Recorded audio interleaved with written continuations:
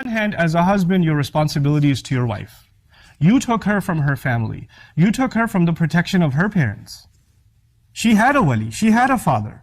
And his job was to make sure she stays happy, safe, she's not insulted or humiliated, she's protected from all forms of abuse, physical, emotional, spiritual, all kinds of abuse. That was the father's role. And when you signed that nikah, and when you said you agree, then all of those roles were shifted over to you. You're supposed to be as protective of her, even more so, actually, than her father was.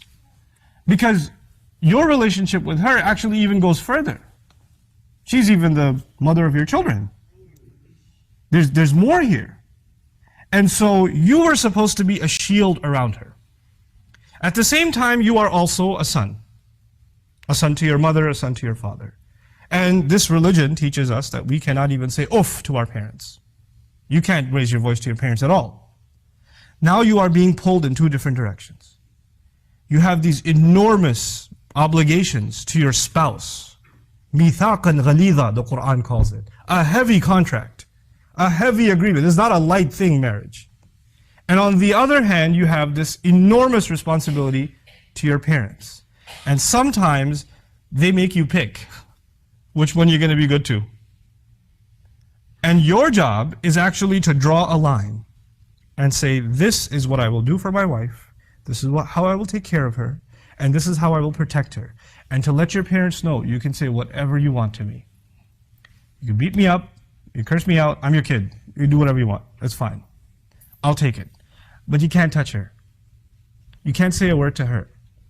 She's not yours. She's not your responsibility, and she's not your child. Especially the culture I come from, you know what they say when the girl's getting married? They say, oh, she's like our daughter. Oh, it's like we have a new daughter in the family. Beware when you hear those words. Girls, be thoroughly warned. Because when they she's like our daughter, trouble is looming.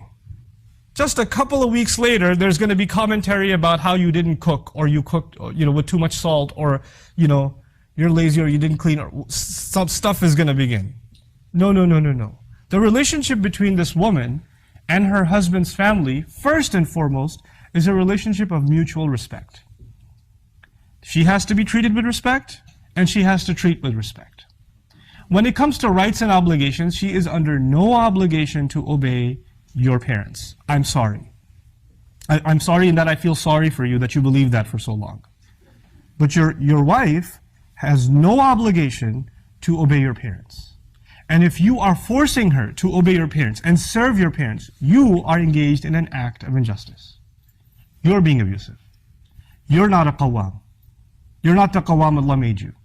You were supposed to be taking care of her. You didn't bring a servant into the family. And you're not supposed to be giving her lectures about you have to be patient, they're elder, they can say whatever they want. No. When even our family does something wrong, Allah commands us to stand up for justice. Even if it's وَلَوْ عَلَىٰ أَنفُسِكُمْ أَوِ الْوَالِدَيْنِ وَالْأَقْرَبِينَ. You have to stand up for justice, even if it means you have to stand up against yourself. Meaning if you've done something wrong, you have to own up to it. And if your parents have done something wrong, you actually lovingly, respectfully, head down, humble voice, you still have to let them know, you can't do that, Mom. I'm sorry, you can't do that. Dad, that's not right. I'm not going to allow it.